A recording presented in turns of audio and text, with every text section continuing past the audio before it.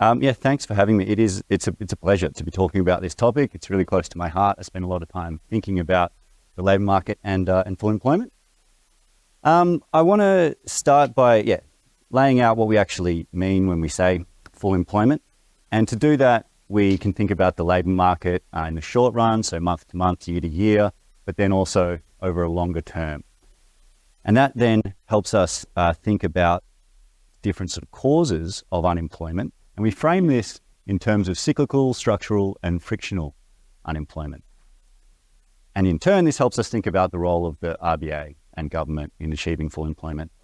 And then in the second part, I'll turn to what matters most for the RBA, which is assessing the state of the labour market in respect to full employment. And there's two sort of foundations that we use in this assessment, which is indicators of the labour market, looking at the data itself, and then a bit more of a structured approach to looking at the data, making models.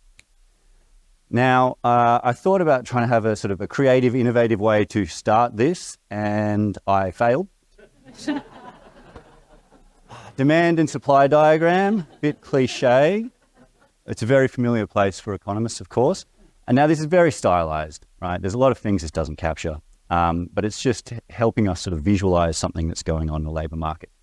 We have, of course, wages in the vertical, wages or wage growth sometimes, and the quantity of labour supplied on that horizontal axis. Upward sloping supply curve, higher wages means more people are willing to work. Downward sloping demand curve, higher wages, firms may only be willing to employ fewer people. So at some wage rate on the horizontal dashed blue line, we might find that labour demand is actually a bit weak relative to labour supply, and so we have some unemployment in the economy. People are interested in working, but there's not enough jobs out there. And of course, this is just a snapshot. We know that the economy is moving around, it's dynamic, unemployment moves around, these curves shift month to month, year to year. But what happens over time? Is there a place where the economy might settle if these economic shocks that we face were to settle down? So no more extreme weather events, no more mining booms, no more pandemics. And in that world, could we have as many people employed as possible? And so that's what we're sort of getting at with full employment. It's the sweet spot for the labour market. It is more of a medium or long run concept where we think that the labour market is, supply and demand, the labour market is in balance. Now, we have a specific definition of what imbalance means for monetary policy, and that's the maximum level of employment that's consistent with low and stable inflation. Now, sometimes these kind of diagrams, you might see a vertical line, perhaps.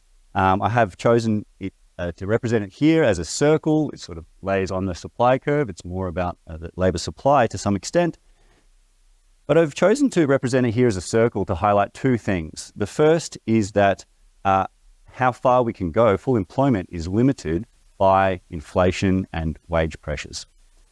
So if we try to push the economy further and further to the right up that supply curve, we're going to generate wage growth, wage pressure, and upward pressure on inflation.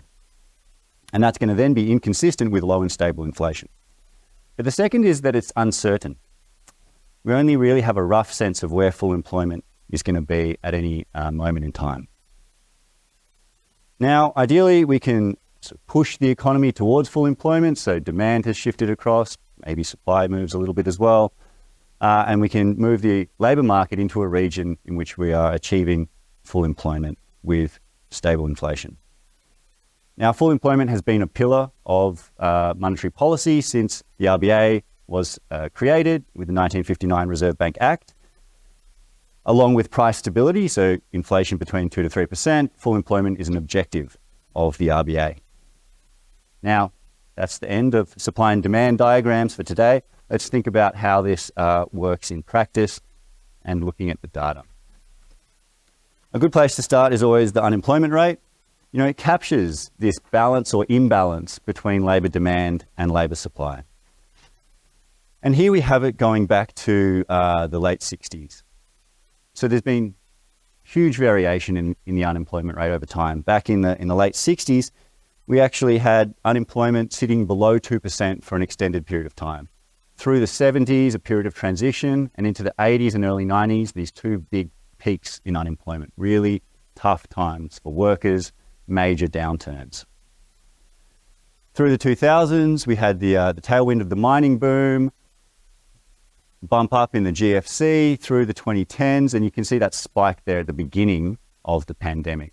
We might remember queues for Centrelink going up around the block, a really difficult time for the labour market. But what's happened since this more recent period is pretty extraordinary. So we've had unemployment below 4% from mid-2022. It's only just now ticked up above 4%. So this prolonged period of low unemployment, really tight labour market that we haven't seen for 50 odd years. But in all this, where is that sweet spot full employment? Clearly the 1990s were a difficult time, and we can always do better than that. But can we drive unemployment down to the 2% seen in the late 60s? Look, recent experience has told us probably not, but also we would be generating a lot of inflation pressure. So to get at full employment, we want to think about how the economy is changing over time. So we can think about more of those long-run shifts. And to get at that, looking at labour supply indicators is a useful way. So there's two interesting trends here. In the top, we have the participation rate. So that's the workforce over the population, the number of people who are employed or looking for work as a share of the population. And it's been trending up over decades. Now, this is entirely female participation. Male participation has actually fallen over that period of time. And this has occurred alongside changing gender roles in households, increased female educational attainment, changes in the composition of economic activity, so away from more male-dominated manufacturing into more sort of services, healthcare, these kind of things, and also flexibility in the workplace. Actually, recently I was told about the marriage bar that used to apply in the public service. Before 1966, a woman working in the public service, if they got married, they would then have to leave. They weren't allowed to work if they were married. So clearly the labour market has really changed a lot over time. Now on the bottom, we have average hours worked per person. And we can see that's been falling for the past few decades. This is intertwined with increasing prevalence of part-time work. Now, how much this is driven by businesses wanting extra flexibility versus households wanting extra flexibility to accommodate child-caring responsibilities is an open question, really. But we can see there's been this long downward trend. And it's these long-term patterns that matter for full employment. It's not those short-term fluctuations so much. And these are the kind of forces moving the labour market around over time. And so we want to think about separating out these slow-moving changes from the shorter-term business cycle fluctuations. One way is to break unemployment up into these different types. So I'd mentioned frictional, structural, and cyclical unemployment. And we can loosely match this up with a particular way of cutting up the unemployment rate, which is here in this graph done by duration. So how long someone who's unemployed is looking for work. So first, frictional unemployment. It's perhaps the easiest to start with. The economy is dynamic. People move interstate, people come in and out of the labour force, businesses open and close. There's always a bit of churn in the labour market, and when you're looking for work, it always takes a little bit of time, and particularly to find the right job. It's effectively the cost of living in a dynamic economy. And we can relate that to short-term unemployment. So here in the blue line, people looking for work for less than a month, less than 4 weeks. And it's quite stable over time. Then there's structural unemployment. So that's a more difficult issue, and it results from a mismatch between job openings and people looking for work. And it could occur for many reasons. So let's consider the transition to renewable energy away from fossil fuels. As that happens, phase out coal, power stations close down, those people are going to be looking for new jobs. Now, we might have new jobs in the renewable energy sector, but are they going to be in the same location and require the same skills? Who knows, maybe, but maybe not. And if not, that's going to add to structural unemployment. And so a rough indicator of this could be long-term unemployment. It's not perfect, but here we have it in the sort of lighter pink, which is people looking for work for over 52 weeks, over a year. Now, the relationship is not perfect. If workers' current skills are not in high demand, it's going to take them longer to find work, so longer spell of unemployment. And relatedly, the longer someone is unemployed, well, then the harder it's going to be to actually find work. Maybe your skills and your experiences become less relevant for the current labour market. So finally, we've got cyclical unemployment, and it's a focus for monetary policy and can be thought of deviations of unemployment from its full employment rate over the business cycle. It's usually thought of as being driven more by labour demand. And we can think about a useful indicator of it being the medium-term unemployed, so those looking for work for between 4 and 52 weeks, a month and a year. It's perhaps the most obvious driver of unemployment over time. So those big spikes in the 80s and 90s we saw, mostly driven by cyclical unemployment, weak labour demand. And if we could minimise this cyclical unemployment, we'd be bringing the labour market closer to full employment. So how do we go about doing that? Well, that brings us to the role of policy. And I want to go back to 1945 white paper on full employment. So full employment in Australia. So I love this quote from 1945. So it says, full employment can be maintained only as long as total expenditure provides a market for all the goods and services turned out by Australian men and women working with available equipment and materials and fully employed after allowing for the need for leisure. Hey, it's a bit of a mouthful, so why do I love it? Why do I want to read it out? There's a lot of economics in this sentence. And 80 years, almost 80 years after it was written, it still reflects like a fundamental part of our macroeconomic framework. Despite all the changes in the labour market that I've talked about, this is still a core tenet of macro policy. So let's just unpack two parts of it. Firstly, men and women fully employed after allowing for the need for leisure. This is labour supply. Right? People who want work can find it without searching for too long.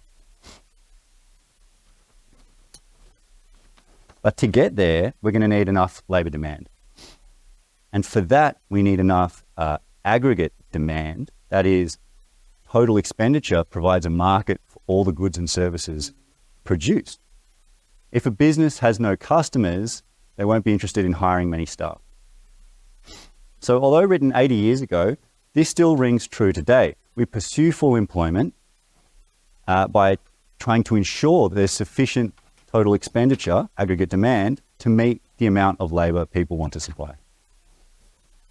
And for the history buffs, the lead author of this white paper was none other than H.C. Nugget Coombs, the first governor of the Reserve Bank of Australia and the namesake of the building we're in today. So full employment, it's in our blood, it's in our history as central bankers. Now, what has changed over the past 80 years is how we manage aggregate demand and the roles of the RBA and government. So here I've taken a diagram from Working Future. So this is the government's 2023 white paper on jobs and opportunity. On the left, we have, as you can see, frictional and structural underutilization, determining that current maximum level of employment that's consistent with low and stable inflation, and cyclical unemployment in the blue, moving around that. So the role of the RBA in particular is to minimize that cyclical unemployment, as you can see. Smaller deviations around the current rate of full employment. And on the right is what's billed as inclusive full employment. So you have a smaller structural underutilization, that full employment level increasing over time, providing more people with the opportunity to find the jobs that they want. And that's the government's remit. So at the RBA, we just don't have the tools to try to pursue this type of structural change. So there's a nice complementarity between the role of government and the RBA. And what matters for monetary policy is assessing the state of the labour market relative to full employment. So that brings us to the next part of my presentation, and a little bit of shameless self-promotion. So myself with some very talented co-authors have written about this in a recent bulletin article that you can find on the RBA's website. Look, I assure you it's riveting, but I'm just going to give you the Cliff Notes version today. So the main focus of our assessment, as I said, is spare capacity in the labour market. So there's deviations of the labour market from full employment. And we take a lot on board when making that assessment. Now, this includes drawing on economic research, so talking to academics, talking to market economists, other government organisations, international organisations, also engaging with stakeholder groups that represent workers or workers who often find it more difficult to find employment. And so there's a lot of qualitative information that comes on board. And then more on the data side, there's two key parts, pillars that we look at here, which are the data itself, labour market indicators, and then thinking about it in a more structured form of models. So one place to start with the data, the unemployment rate, we've seen that in blue before, but it only counts individuals. There's also another pool of people, the underemployed. So these are people who are in employment, but who are looking for more hours of work. So maybe they've got a 2-day-a-week job, but they're actually looking for an extra couple of days, a 4-day-a-week job in order to bolster the household balance. Now we can put both of those groups together and calculate the underutilization rate, which is the total amount of hours that people want to work that they're currently not working. So this is another way to measure that spare capacity in the labour market. And as you can see with that purple line, underemployment rate, there's been this gradual shift up over time. There's been a sort of a structural change in the underemployed, people who are employed but looking for more hours of work. And so if we were just looking at an individual-based measure, we would miss that. We would not be capturing all of what's going on in the labour market. And recently the labour market has been easing, so unemployment has been ticking up a bit, but the underutilization rate has been moving a little bit faster. So it also gives us a different sense of cyclical fluctuations.